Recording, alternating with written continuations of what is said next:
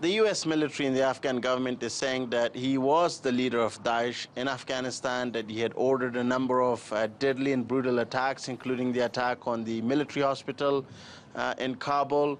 And we understand from our own sources in the district of Achin in the province of Nangarhar that the operation was conducted by US Army Rangers and Afghan Special Forces almost 2 weeks ago inside the Momand Valley on the border with Pakistan. This is where the US military had dropped the mother of all bombs.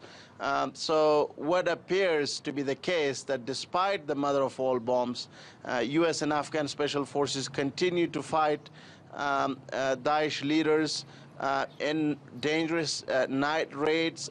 They have managed to get into the heart of the enemy, and in this case they have managed to kill their leader. Now, what sort of impact that will have, we'll have to see, because the number of attacks that Daesh have said that they have carried out in Kabul is worrying the US military and the Afghan government. The fact that Daesh could be able to target both Afghan government and the US military in bigger cities is quite worrying.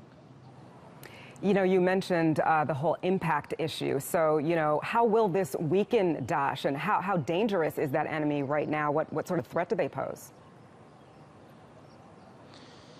Daesh have a stronghold in the province of Nangarhar, mainly in the district of Achin. These are a number of very mountainous valleys and villages and hamlets. And what they have managed to turn caves, you know, built by the Mujahideen in the fight against the Russian invasion into very powerful positions. One Afghan official said that Daesh is using WhatsApp, Instagram, Telegram, in many of these applications. They also said that what's quite worrying, that the number of fighters arriving from almost all over the world, the money that's flowing in.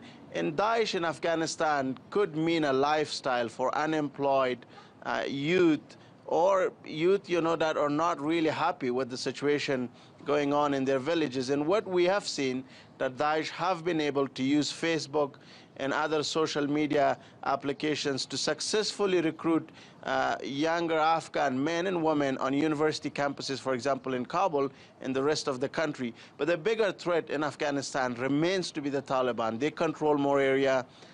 They are a much more bigger military power. And at the end of the day, I think the Afghan government in the West would be hoping to talk to Taliban rather than Daesh, if there was some sort of a peace deal eventually.